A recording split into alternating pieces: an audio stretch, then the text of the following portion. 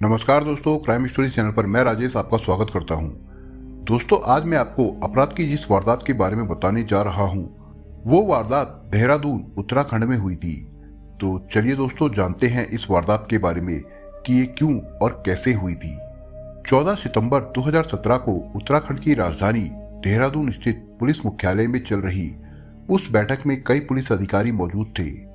इस मीटिंग में 11 सितंबर को फरार हुए देश के सबसे बड़े किडनी सौदागर डॉक्टर अमित की गिरफ्तारी को लेकर राय मशवरा हो रहा था। डॉक्टर अमित की सैकड़ों करोड़ की संपत्ति थी और वो हाई प्रोफाइल लाइफ जीता था। उसे विश्व की 14 भाषाओं का ज्ञान था, सैकड़ों बार विदेश यात्रा कर चुका था। उसके व्यवसायिक तार अंतर्राष्ट्रीय स्तर पर जुड़े थे। खाड़ी देशों के अमीर शेखों से लेकर कई देशों के लोग उसके क्लाइंट रह चुके थे। वो अपने देश के गरीबों को रुपयों का लालच देकर उनकी किडनी खरीदकर अमीरों को बेचता था। डॉक्टर अमित राउत किडनी सौदागर भी था और किडनी ट्रांसप्लांट करने वाला डॉक्टर भी। इस काम में वो लाखों के वारे न्यारे करता था। विचार विमर्श के बाद मीटिंग खत्म हो गई। डीजीपी अनिल कुमार रतूड़ी के निर्देशन में डीआईजी पुष्कर ज्योति और एसएसपी निवेदिता कुकरेती इस पूरे मामले की मॉनिटरिंग कर रही थी। सभी की नजर डॉक्टर अमित राउत पर टिकी थी। दरअसल 11 सितंबर 2017 की सुबह देहरादून की एसएसपी निवेदिता को सूचना मिली थी कि डोईवाला थाना क्षेत्र के लाल तप्पड़ स्थित उत्तराखंड डेंटल कॉलेज में बने गंगोत्री चैरिटेबल हॉस्पिटल में किडनी निकालने और ट्रांसप्लांट करने का अवैध कारोबार किया जा रहा है। ये भी पता चला था कि जो 4 लोग किडनी बेचने के लिए आए थे वे हरिद्वार के रास्ते दिल्ली जाने वाले हैं। एसएसपी ने अविलंब एक पुलिस टीम का गठन कर दिया।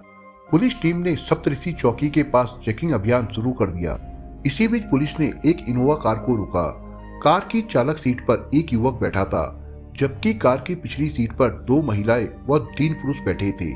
पुलिस को देखकर पीछे बैठे लोगों में से एक व्यक्ति बुरी तरह घबरा गया और उसने भागने का प्रयास किया, लेकिन पुलिस ने उसे दबोच लिया। पुलिस पूछताछ में उन लोगों ने जो कुछ बताया उसे सुनकर पुलिस कर्मियों के रोंगटे खड़े हो गए। कार चालक का नाम था दीपक, जिसे किराए पर बुलाया गया था, जबकि अन्य लोगों में जावेद खान, भावजी भाई, शेखताज अली, सुषमा बनर्जी और कृष्णदास था। सुषमा बनर्जी और कृष्णदास दक्षिण परगना वेस्ट बंगाल की रहने वाली थी। इन लोगों ने पुलिस को बताया कि अस्पताल का एजेंट जावेद खान उन्हें 3 लाख रुपए में किडनी खरीदने का वादा करके अस्पताल लाया था। अस्पताल में कृष्णदास व शेखताज अली की किडनी निकाल ली गई थी। भावजी भाई और सुषमा बनर्जी को किडनी निकालने के लिए ले जाया गया। उनकी किडनी निकालने की तैयारी शुरू कर दी गई थी। उसी बीच ठीक होने पर कृष्णदास व शेखताज ने किडनी के बदले रुपए देने की मांग की तो एजेंट व अस्पताल संचालकों ने टाल मटोल शुरू कर दी। ये देखकर भावजी भाई व सुषमा ने किडनी देने से इनकार कर दिया। हंगामा बढ़ता देख अस्पताल वालों ने उन्हें एजेंट के साथ वापस भेज दिया। पैसों को लेकर हुए इस झगड़े की भनक किसी तरह सनीपुर कोतवाली में तैनात कांस्टेबल पंकज कुमार को लग गई थी। झगड़ा किस बात को लेकर था ये राज भी पता चल गया था। इसके बाद उसने जरूरी जानकारियां जुटाकर एसएसपी निवेदिता कुकरेती को इसकी सूचना दे दी थी। पुलिस ने कार की तलाशी ली तो उसमें से ओमान सहित कुछ देशों के एयर टिकट मिले, जिससे पता चला था कि गिरोह के तार विदेशों तक जुड़े हैं। पुलिस ने जावेद खान से पूछताछ की तो उसने चौंकाने वाला खुलासा किया कि वो हॉस्पिटल के संचालक डॉक्टर अमित के लिए काम करता था। वो देश के अलग अलग हिस्सों से गरीब लोगों को रुपए का लालच देकर देहरादून लाता था। किडनी देने वालों को 3 लाख रुपए मिलते थे, जबकि उसे कमीशन मिलता था। जावेद ने यह भी बताया कि हॉस्पिटल के संचालक किडनी की खरीद फरोख्त करने के साथ साथ किडनी ट्रांसप्लांट भी करते थे। इस काम में उन्हें मोटी कमाई होती थी। ये खबर DGP Anil Raturi, ADJ Ram Singh Meena, DIG Pushkar Jyoti को मिली तो उन्होंने एसएसपी को इस मामले में तत्काल सख्त कार्रवाई करने के निर्देश दिए। एसएसपी के निर्देशन में एसपी सरिता डोवाल, एएसपी लोकेश्वर सिंह, मंजुनाथ टीसी सहित कई थानों की पुलिस टीम ने हॉस्पिटल में रेड की, लेकिन तब तक अस्पताल का ज्यादातर स्टाफ और डॉक्टर अमित फरार हो चुका था। स्वास्थ्य विभाग व एफएसएल की टीमों को भी मौके पर बुलवा लिया गया था। जांच के दौरान कई ऐसी दवाइयां मिली जो किडनी ट्रांसप्लांट में काम आती है। ऑपरेशन थिएटर में भी ऐसे इंस्ट्रूमेंट मौजूद थे। पुलिस ने जरूरी रिकॉर्ड व सबूतों को कब्जे में लेकर अस्पताल को सील कर दिया। पुलिस ने इस संबंध में थाना डोईवाला में जावेद के अलावा डॉक्टर अमित कुमार, डॉक्टर अक्षत, डॉक्टर संजय दास, सुषमा कुमारी, राजीव चौधरी, चंदना गुड़िया के खिलाफ धारा 420, 120 बी, 370, 342 और मानव अंगों के प्रत्यारोपण अधिनियम 1994 की धारा 18, 19, 20 के अंतर्गत मुकदमा दर्ज कर लिया। डॉक्टर अमित के अलावा अन्य लोग उसकी टीम का हिस्सा थे। पुलिस ने भावजी भाई, शेखता जली, सुसामा बनर्जी और कृष्णादास को मेडिकल परीक्षण हेतु अस्पताल में भर्ती करा दिया। बाद में उन्हें कोर्ट में पेश करके धारा 164 के तहत उनके बयान दर्ज कराए गए। पुलिस ने जरूरी पूछताछ के बाद जावेद को अदालत पर पेश करके जेल भेज दिया। पुलिस जांच के साथ ही डॉक्टर अमित और उसके साथियों की तलाश में जुट गई। विवेचना के दौरान पुलिस ने अमित के साथियों अनुपमा, नसीम, प्रदीप उर्फ बिल्लू, सरला व अभिषेक को भी आरोपी बनाया। किडनी के अवैध कारोबार के अब तक के सबसे बड़े खुलासे ने पुलिस से लेकर सुरक्षा एजेंसियों तक को सकते में डाल दिया था। जो गंभीर बातें सामने आई उनके अनुसार पिछले कुछ समय में खाड़ी देशों के शेखों के अलावा यूरोप व एशियाई देशों के विदेशी डॉक्टर अमित के यहाँ किडनी ट्रांसप्लांट कराकर जा चुके थे। ऐसे लोग टूरिस्ट वीजा लेकर उत्तराखंड घूमने के बहाने आते थे, लेकिन उनका वास्तविक मकसद किडनी ट्रांसप्लांट कराना होता था। मामला गंभीर था, लिहाजा प्रदेश सरकार के प्रवक्ता कैबिनेट मंत्री मदन कौशिक ने भी इस मामले में विस्तृत जांच करने के आदेश दे दिए। डॉक्टर अमित व उसके साथियों की गिरफ्तारी के लिए 5 पुलिस टीमों का गठन किया गया। 48 घंटे बीत चुके थे, लेकिन डॉक्टर का कुछ पता नहीं चल रहा था। आरोपी विदेश भाग सकता था, इसलिए लुकआउट नोटिस जारी करके हवाई अड्डों को भी सूचना दे दी गई थी। इसी बीच 13 सितंबर को पुलिस को सूचना मिली कि आरोपी डॉक्टर डोईवाला इलाके के ही नेचर विला रिसोर्ट में रुका हो सकता है। पुलिस टीम सर्च वारंट लेकर वहां पहुंची। वहां की तलाशी लेकर पुलिस ने एंट्री रजिस्टर को अपने कब्जे में ले लिया, लेकिन आरोपी वहां नहीं मिला। पुलिस ने कमरा नंबर 103 की खास तौर पर तलाशी ली और जरूरी चीजों की जांच पड़ताल की। पुलिस डॉक्टर अमित व उसके साथियों की सरगर्मी से तलाश में जुटी थी। उसके करीबियों को उठाकर पूछताछ की जा रही थी। डॉक्टर अमित सहित सभी फरार आरोपियों के मोबाइल भी स्विच ऑफ आ रहे थे। पुलिस उनकी कॉल डिटेल्स हासिल कर चुकी थी, लेकिन उससे भी कोई मदद नहीं मिल रही थी। इस बीच पुलिस ने डॉक्टर अमित से जुड़े 9 बैंक खातों को सीज करा दिया। डॉक्टर अमित की फरारी पुलिस के लिए चुनौती बन गई थी। पुलिस टीमों के काम की मॉनिटरिंग आला अधिकारी खुद कर रहे थे। 14 सितंबर को एसएसपी लोकेश्वर सिंह के नेतृत्व में एक पुलिस टीम डॉक्टर अमित के करीबियों की मोबाइल सर्विलांस व मुखबिरों से मिली सूचना के जरिए दिल्ली होते हुए पहले चंडीगढ़ और फिर पंचकुला पहुंची। दरअसल डॉक्टर अमित के एक मोबाइल नंबर की लास्ट लोकेशन वहीं मिली थी, इसलिए पुलिस ने अपनी जांच का दायरा बढ़ा दिया था। पुलिस के पास सूचना थी कि डॉक्टर अमित व उसके साथी पंचकुला की साहिलपुरी कॉलोनी के सेक्टर 8 स्थित एक घर में छिपे हैं, लेकिन पुलिस ने वहां दबिश दी तो घर बंद मिला। अगले दिन यानी 15 सितंबर को पुलिस टीम सेक्टर 18 स्थित 5 स्टार होटल पल्लवी पहुंची। होटल की पार्किंग में एक BMW कार जो कि दिल्ली नंबर से थी और एक मर्सिडीज कार जो कि यूपी नंबर की खड़ी थी, जिन्हें देखकर पुलिस को शक हुआ। पुलिस टीम ने होटल का रजिस्टर देखकर और डॉक्टर अमित का फोटो दिखाकर होटल के स्टाफ से पूछताछ की, तो उन्होंने ऐसे व्यक्ति का अपने यहाँ ठहरना बताया। पुलिस ने एक कमरे में दस्तक दी तो दरवाजा एक युवती ने खोला। पुलिस को देखकर युवती बुरी तरह घबरा गई। पुलिस उसे किनारे करके अंदर दाखिल हो गई। डॉक्टर अमित कमरे में आराम से बेड पर लेटा विदेशी खजूर खा रहा था। पुलिस को देखकर उसके चेहरे पर हवाइयां उड़ने लगी।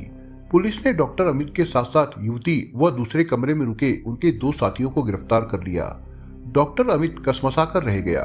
पकड़े गए लोगों में नर्स सरला, जीवन और मैनेजमेंट का काम देखने वाला प्रदीप शामिल था। पुलिस ने उनके कब्जे से दोनों कारों के अलावा 5 मोबाइल फोन, जिनमें 2 आईफोन थे, और 33,73,000 रुपए नकद बरामद किए।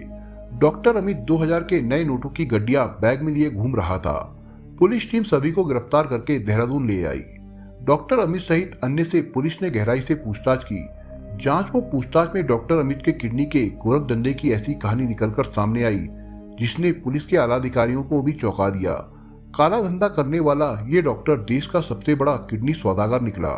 64 साल का अमित राउत मूल रूप से महाराष्ट्र का रहने वाला था और पिछले कई सालों से इस काम में लिप्त था। बताते हैं कि एक नेफ्रोलॉजिस्ट के अधीन काम करके उसने किडनी ट्रांसप्लांट में महारत हासिल की और फिर राह से भटककर रैकेट चलाना शुरू कर दिया। सन 1993 में उस पर मुंबई में किडनी ट्रांसप्लांट का पहला केस दर्ज हुआ। उसे जेल जाना पड़ा। तब तक देश में ना तो कोई ऐसा कानून था और ना ही ऐसी कोई परिभाषा थी कि मानव अंगों का प्रत्यारोपण किन मामलों में सही है। सरकार ने इसे गंभीरता से लेकर मानव अंग प्रत्यारोपण अधिनियम बना दिया, जिसमें स्पष्ट किया गया कि डोनर कौन हो सकता है और ब्लड रिलेशन की परिभाषा क्या है। जेल से जमानत पर आकर अमित जयपुर गया और फिर से इसी काम में जुट गया। ठिकाने बदल बदल कर वो अपना काम करता रहा। जिस शहर या राज्य में भी वो पकड़ा जाता उसे हमेशा के लिए छोड़ देता। ना उसे कानून का डर था और ना शर्म। उत्तराखंड उसे अपने लिए सुरक्षित ठिकाना लगा। कई साल पहले उसने अपने एक दोस्त राजीव चौधरी के साथ मिलकर उत्तराखंड के डेंटल कॉलेज के अंदर 50 लाख रुपए की सालाना लीज पर जगह लेकर गंगोत्री चैरिटेबल हॉस्टल खोल लिया। चैरिटेबल की आड़ भर थी, वास्तव में अमित का असली धंधा कुछ और था। कई लोगों की अच्छे बुरे कामों को लेकर अपनी धारणा होती है। किडनी ट्रांसप्लांट को लेकर डॉक्टर अमित की धारणा थी कि ये सामाजिक काम है, इससे लोगों की जिंदगी बचती है। कानून से खेलने की उसकी जैसी आदत बन चुकी थी, क्योंकि इसमें मोटी कमाई थी।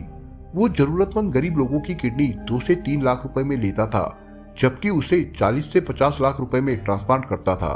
अपने इस काम का वो इतना एक्सपर्ट हो चुका था कि उसका कभी भी कोई ऑपरेशन असफल नहीं हुआ।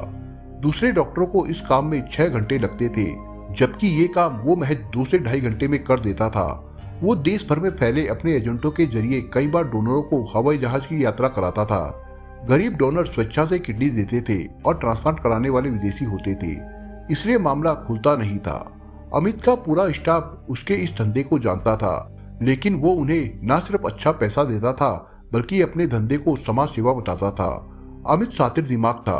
वो 5 मोबाइल नंबरों का इस्तेमाल करता था। इनमें देसी एजेंटों, विदेशी एजेंटों, डॉक्टरों व खरीदारों के लिए अलग अलग नंबर थे। अमित का अंतर्राष्ट्रीय management network America, Sri Lanka, Nepal, Turkistan, Oman, Dubai, England समेत 1 दर्जन से भी ज्यादा देशों में फैला हुआ था। विदेशी एजेंटों से संपर्क के लिए उसने ऑनलाइन सिस्टम बनाया हुआ था। वो बड़े रईसों के ऑपरेशन के लिए विदेश भी जाता था। डॉक्टर अमित दिमाग का इतना तेज था कि उसकी 14 भाषाओं पर पकड़ थी। इसी धंधे से अमित ने कई 100 करोड़ की संपत्ति जुटा ली थी। भारत के दिल्ली, गुजरात, हरियाणा, हिमाचल प्रदेश, झारखंड, कर्नाटक, केरल, मध्य प्रदेश व ऑस्ट्रेलिया, ग्रीस, नेपाल व हांगकांग में भी उसकी संपत्तियां हैं। देहरादून में ही उसकी 50 बीघा से ज्यादा जमीन है। मनी लॉन्ड्रिंग के केस में प्रवर्तन निदेशालय उसकी संपत्तियों को जब्त भी करता रहा है, लेकिन डॉक्टर अमित की कमाई ही इतनी थी कि उस पर कोई असर नहीं पड़ा। 11 सितंबर को पैसों को लेकर डोनर से झगड़ा ना हुआ होता तो शायद ही उसकी पोल खुलती। पुलिस द्वारा एजेंट के पकड़े जाने की खबर लगते ही वो अपने खास स्टाफ के साथ फरार हो गया था। अमित जानता था कि पुलिस उसे भूखे शेर की तरह ढूंढ रही है। वो छिपता छिपाता पंचकुला के होटल में जाकर रुका। डॉक्टर अमित पूरी तरह आश्वस्त था कि पुलिस उस तक पहुंच नहीं पाएगी।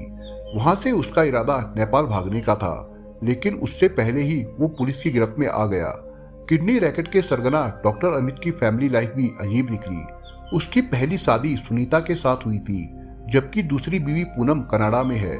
उसने तीसरी शादी बुलबुल नाम की महिला से करने की बात पुलिस को बताई। खास बात ये थी कि वो चौथी शादी करने की भी तैयारी में था, लेकिन किडनी कांड के उछलने के बाद उसकी योजना पर पानी फिर गया। डॉक्टर अमित की पहली पत्नी का बेटा अक्षय MBBS और MD डिग्री धारक है और अमेरिका में रहता है। अपने काले धंधे को लेकर अमित को कोई अफसोस नहीं है। उसका कहना था कि कानून की नजर में वो भले ही अपराधी हो, लेकिन उसने सैकड़ों जिंदगियों को बचाया है। उन सब की दुआएं उसके साथ है। पुलिस ने अमित सहित सभी आरोपियों को अदालत में पेश किया, जहां से उन्हें 14 दिनों की न्यायिक हिरासत में जेल भेज दिया गया। 17 सितंबर को पुलिस ने अमित के दोस्त राजीव चौधरी की पत्नी अनुपमा, मेडिकल स्टोर संचालक अभिषेक व अमित के एक अन्य साथी जगदीश को गिरफ्तार करके जेल भेज दिया था। राजीव के साथ अनुपमा भी हॉस्पिटल का काम देखती थी। इतना ही नहीं, सर्जरी के लिए खरीदे जाने वाली दवाओं का भुगतान अनुपमा के खातों से ही होता था। पूछताछ के दौरान इन लोगों ने भी अमित के गोरख धंधे की पोल खोली है। दोस्तों, आप अगर चैनल पर नए हो तो आप चैनल को सब्सक्राइब करने के साथ कमेंट बॉक्स में इस कहानी के बारे में अपने विचार जरूर लिखिएगा। मिलता हूं एक नई कहानी के साथ, तब तक के लिए अपना ख्याल रखिएगा। धन्यवाद।